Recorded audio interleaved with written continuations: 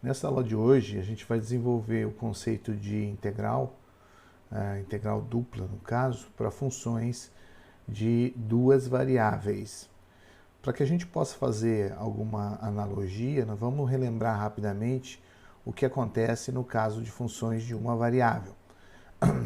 Então, nós temos aqui uma função de uma variável, um intervalo AB que eu quero fazer a integração, e o processo começa fazendo uma divisão desse intervalo AB em uma partição de subintervalos, né? E aí a diferença entre cada um desses subintervalos vai ser dado por, né, o que a gente chama de delta de xi, que é o xi menos, que ficou meio apertado, delta de xi, que é o xi menos o ponto anterior, xi menos 1. Então, isso aqui me dá exatamente o espaçamento entre cada um desses intervalos. Bom, o que a gente faz? Tendo essa subdivisão, eu escolho aleatoriamente um ponto no meio de um subintervalo e avalio a função nesse ponto. E a partir daí, então, eu calculo a área do retângulo correspondente, né? E para esse subintervalo. A ideia é fazer isso para cada subintervalo. A soma de todos esses subintervalos resulta no que a gente conhece como soma de Riemann, né? Então, a gente tem aqui a soma em cada subintervalo de f nesse ponto arbitrário escolhido, multiplicado pela largura do retângulo, xi. Tá? Como a integral da função é a área sobre isso, esta soma aproxima exatamente a área correspondente à função nessa região aqui abaixo do gráfico. Tá? A ideia é, vamos fazer esses intervalos ficarem cada vez menores. Conforme eles ficam cada vez menores, essas áreas vão corresponder, ou cada retângulo desse vai corresponder melhor à região ou à representação que eu tenho sobre a função. Então, vamos definir a integral, né, de f segundo Riemann dx como sendo o limite quando os ΔX tendem a zero, os intervalos diminuem de tamanho, da soma sobre todos os i's de f de si vezes delta de xi, que são as áreas do retângulo. Tá? Se esse limite existe, então a integral tem exatamente esse valor. Tá? Então a gente vai fazer o mesmo agora para duas variáveis. Então, se eu tenho uma função definida numa região, observe que no caso de uma variável, eu tinha um intervalo, já que eu tenho uma única variável. Agora, quando eu tenho duas variáveis, eu passo a ter tanto uma região no eixo do x, quanto uma região no eixo do y. Um intervalo no eixo do x, um intervalo no eixo do y. Então, o produto cartesiano desses dois intervalos vai me dar a região do R2, correspondente a esse R, que é um retângulo, né? Então, o retângulo é todos os pontos do R2, tal que o x está no intervalo AB e o C está no intervalo, o Y está no intervalo CD, tá? Determinar, então, a integral dessa função, o que eu estou fazendo, na verdade, é calcular exatamente o volume desse sólido, ou seja, o espaço que esse sólido ocupa no R3. Se aqui fosse um plano, né, um plano paralelo ao eixo, ao plano XY, eu teria simplesmente que multiplicar essa área desse retângulo pela sua altura. Mas a gente vai fazer, como isso não ocorre, isso aqui é uma função que pode mudar de valor, né, em cada região do retângulo, o que a gente vai fazer é subdividir esse retângulo em muitas partes. Né? E para fazer isso, o que a gente faz é subdividir cada intervalo do eixo do x, o intervalo do eixo do y. Para formalizar isso, né, vamos definir aqui primeiro o nosso sólido. Então, o nosso sólido corresponde a todos os pontos, tal que o xy está no retângulo R e o Z, na verdade aqui está errado, né? Aqui deveria ser, o Z tem que estar entre o 0 e o XY, né? O F de XY, ok?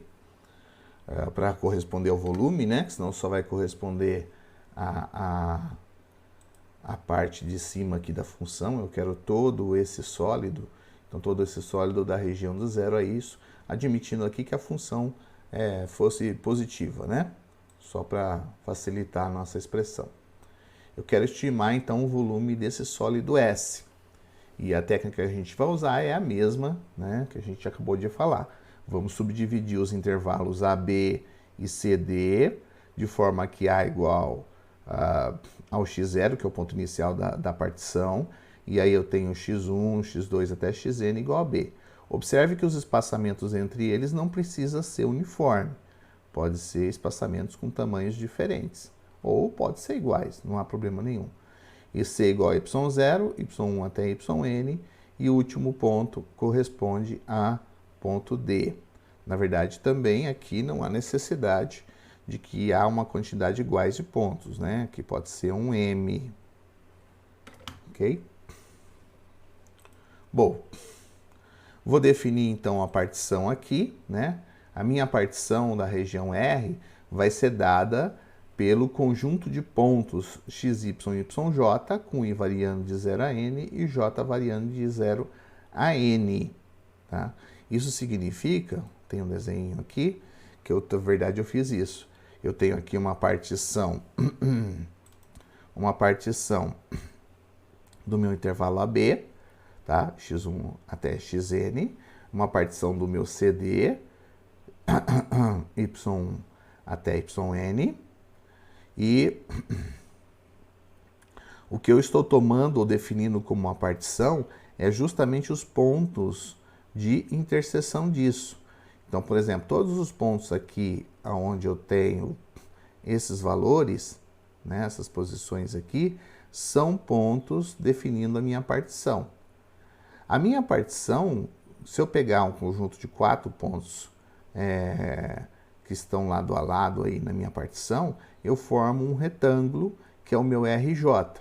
E dentro desse retângulo, eu vou escolher aleatoriamente um ponto X e J. Então, voltando ali, no que a gente está definindo, né? Então, eu defino a partição como sendo os conjuntos dos pontos, de todos os pontos, né? É o produto cartesiano de todos os pontos. Isso vai corresponder a n vezes m retângulos internos. E esses retângulos vão ser os valores do R2, tal que o x está entre o xi menos 1 e o xi, o y está entre o y menos i e o yj, que é isso aqui, né? O meu retângulo são todos os pontos do R2, que estão entre o x está entre xi menos 1 e xi, e o y está entre yj menos 1 e yj. Ok? Cada retângulo a gente vai tomar um ponto arbitrário. É um ponto RJ-SJ, que eu vou chamar simplesmente de x maiúsculo e j, para simplificar as nossas expressões. Então, eu tomei aqui um ponto arbitrário x e j. Bom, seguindo a analogia do que a gente fez, a gente vai calcular, então, agora, o volume que esse retângulo aqui gera quando eu transporto isso, né, ou sólido correspondente, até a minha função. Então, eu posso considerar esse sólido, que é um paralelepípedo, né, justamente formado pelo retângulo como base e de altura correspondente ao valor da função no ponto escolhido. Então, isso vai me dar um paralelepípedo. A partir desse paralelepípedo, é claro que eu vou repetir isso para todos os retângulos. E aí eu posso fazer, então, a soma de todos esses volumes, os volumes de todos os paralelepípedos. Lembra que o volume do paralelepípedo vai ser simplesmente a área desse retângulo, né? Ou seja, o ΔXi vezes o ΔYi, multiplicado pela função no ponto xi e j. Então, eu vou definir aqui a soma de Riemann da função f associada à partição P do retângulo R ao valor em que eu somo duas vezes, porque eu estou variando tanto y em j, né, no x em y, de f no ponto arbitrário escolhido, no meio do retângulo, ΔXi multiplicado por ΔXi e ΔXJ, que é a área do retângulo que eu tomei como base, tá? E aí, quando eu multiplico pela altura do ponto, eu tenho a altura do paralelepípedo. Então, eu estou somando o volume de todos os paralelepípedos. Basicamente, seria isso aqui, né? Eu tenho que considerar todos os paralelepípedos, então isso aqui cada um dá um volume. Então, essa soma aqui é aproximadamente a minha função, ou a minha integral da função, que é o volume. E agora? Bom, agora a gente vai seguir a mesma ideia, né? Já que eu estou tomando isso aqui com ΔXi, ΔXy e j, quando eu faço esses dois caras tenderem a zero, isso aqui vai ficando cada vez mais aproximado do volume real da minha função.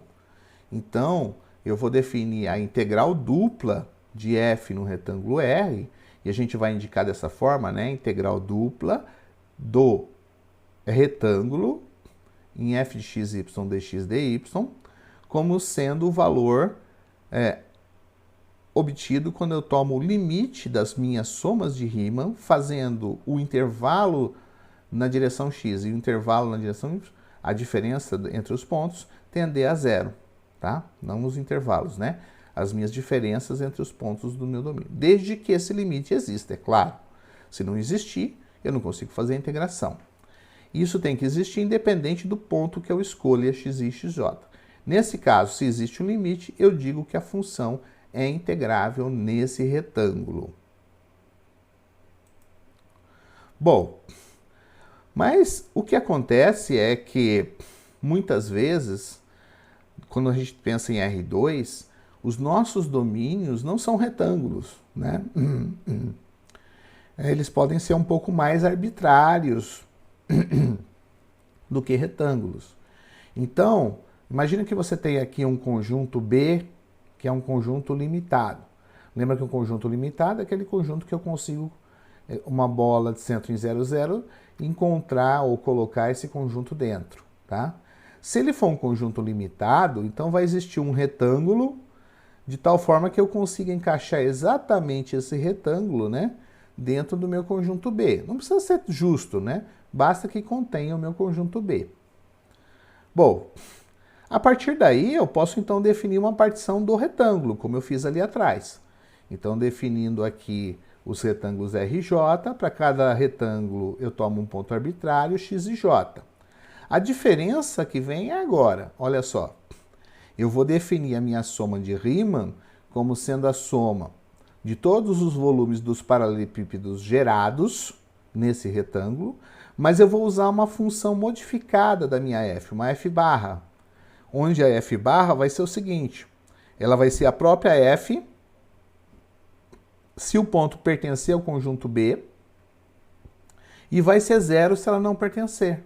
Ou seja, como eu estou fazendo uma subdivisão, o ponto que eu tomo dentro do meu retângulo, subretângulo aqui, se ele estiver fora do conjunto que eu quero considerar a integração, então ele vai valer zero, não vai contribuir nada para o meu volume.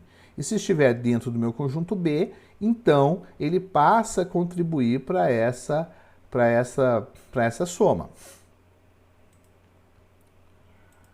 E aí, é claro, a gente pode definir a integral dupla, né? A integral dupla para uma região arbitrária. Então, a integral dupla para uma região arbitrária vai ser indicada exatamente de forma parecida, né? Integral dupla na região B de f de x, y, dx, dy, ao valor considerado o limite das somas de Riemann da f modificada, desde que esse limite exista, independente dos pontos que eu escolho. Se o limite existir, então eu digo que a f é integrável no meu conjunto B.